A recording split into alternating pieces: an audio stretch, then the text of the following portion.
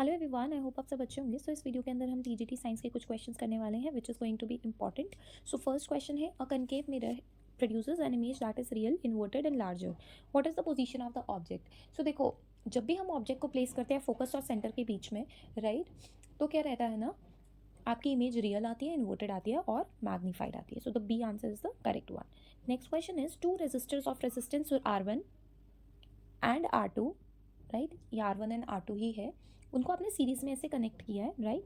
अब the equivalent resistance will be maximum when, कब होगा इक्विवेलेंट रेजिस्टेंस। यहाँ पे R1 is equals to R2, ठीक है, R1 is greater than R2, R1 is lesser than R2, या R1 and R2 has any value. So the correct answer is, series connection में सम होता है हमेशा R1 और R2 का।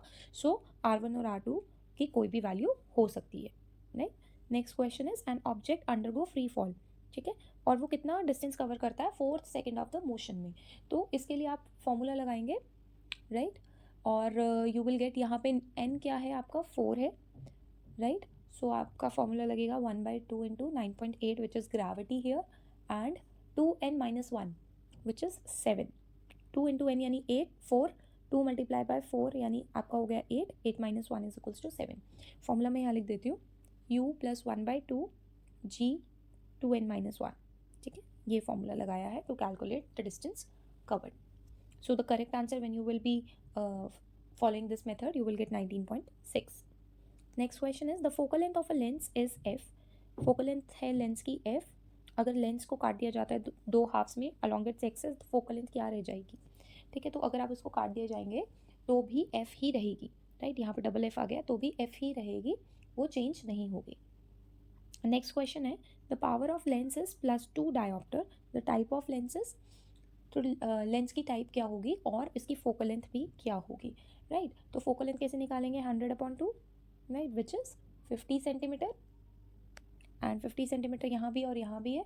पॉजिटिव पावर का मतलब होता है कौन से लेंस है, कन्वेक्स लेंस है। Next is, which of the following metal do not react with HCl and liberate hydrogen gas. इनमें से कौन सा ऐसा है जो HCl के साथ रिएक्ट नहीं करेगा और हाइड्रोजन गैस नहीं देगा, विच इज कॉपर, क्योंकि कॉपर क्या है, सबसे लीस्ट रिएक्टिव है, ठीक है, सबसे लीस्ट रिएक्टिव है। Next question is, the pH of a solution changes from 4 to 2, 4 से 2 पर चला गया तो हाइड्रोजन आयन क्या होंगे, कंसंट्रेशन बढ़ेगी या घटेगी। तो वो बढ़ जाएगी, कितनी बढ़ जाएगी, 100 टाइम्स बढ़ जाएगी, क्योंकि ऐसे चल रहा है, राइट। पहले यहाँ 4 था, फिर 2 हुआ, फिर आगे 0 भी हो सकता है, ठीक है, बट अभी 4 से 2 तक ही आ रहा है, तो वो इंक्रीज हो गया बाय 2 यूनिट्स, राइट।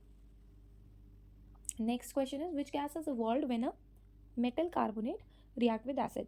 तो अगर मान लीजिए कोई मेटल कार्बोनेट है, NaH मेटल Na2CO3 है, ठीक है, वो रिएक्ट करता है एसिड के साथ, तो हमेशा CO2 गैस रिलीज होगी, राइट।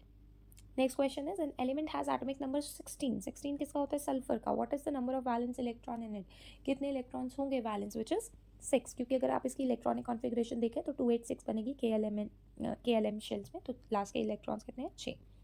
ऑक्सीडेशन स्टेट क्या है सल्फ्यूरिक एसिड की, H2SO4 की ऑक्सीडेशन स्टेट पूछी है। तो हाइड्रोजन की ऑक्सीडेशन स्टेट क्या होती है, +1, और ऑक्सीजन की क्या होती है, -2। जब आप इसको सॉल्व करोगे you will get the answer +6।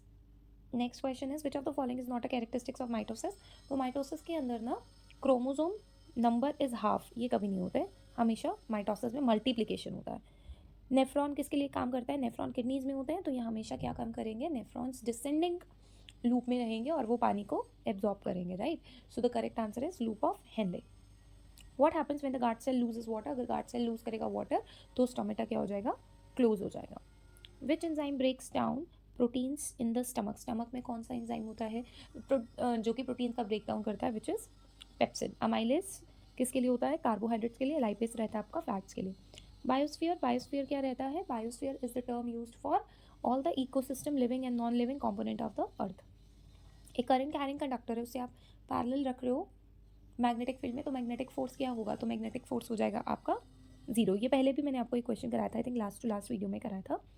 एक सैटेलाइट है, वो ऑर्बिट अर्थ के चारों तरफ घूम रही है, तो वो कौन सी ऐसी फोर्स है जो उसको अर्थ के चारों तरफ घुमा रही है, विच इज ग्रेविटेशनल फोर्स। क्यों, ग्रेविटेशनल फोर्स है अर्थ और सैटेलाइट्स के बीच में जो कि सेंट्रिपिटल फोर्स प्रोवाइड करती है, राइट।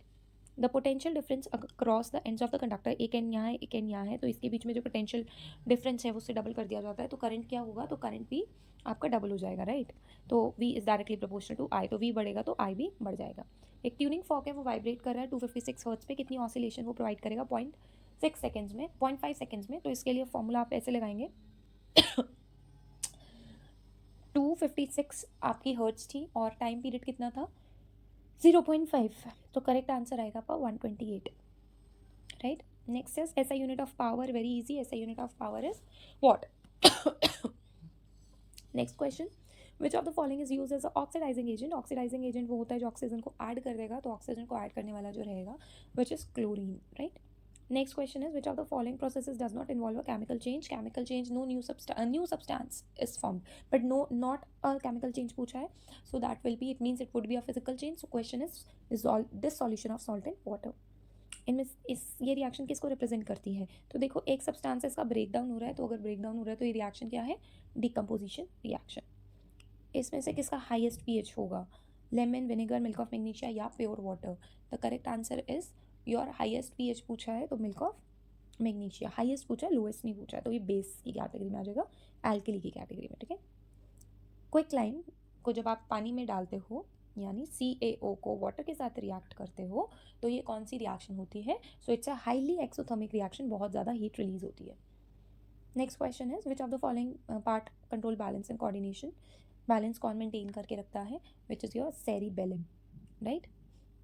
ऐसा बोलते हैं जो लोग ज़्यादा अल्कोहल लेते हैं उसमें सेरिबेलम, उस टाइम जब अल्कोहल ली जाती है, पी जाती है, तो उस टाइम पर सेरिबेलम वर्क नहीं करता और पॉस्चर मेंटेन नहीं रहता है। फूड चेन में मैक्सिमम एनर्जी अवेलेबल किसके पास होती है, तो मैक्सिमम एनर्जी होती है प्रोड्यूसर के बाद और 10% एनर्जी ट्रांसफर होती है एवरी ट्रॉफिक लेवल पे। Which hormone is used for regulating blood sugar level, insulin. Thyroxine आपका मेटाबॉलिक एक्टिविटीज़ के लिए थायराइड रिलीज करेगा, ये पैनक्रियास। एड्रेनलिन एड्रेनल रिलीज करेगा, टेस्टोस्टेरोन टेस्टिस। तो correct answer is insulin. Which of the following is not a characteristics of sexual reproduction. देखो sexual reproduction में ना सब होता है, genetic variation and all, but single parent यहाँ पे कहीं पे भी सेक्शुअल रिप्रोडक्शन का कैटेगरी नहीं है, इसमें 2 पैरेंट चाहिए सेक्शुअल रिप्रोडक्शन के लिए। नेक्स्ट क्वेश्चन इज इनमें से कौन सा ऐसी डिजीज़ है जो कि प्रोटोजोन करता है, ट्यूबरक्लोसिस, मलेरिया, टाइफाइड और cholera. So this is your homework. अगर आपको वीडियो अच्छी लगी तो please like, share and subscribe. These were the 30 questions, ठीक है। And do share the video with your friends. Thank you so much for watching.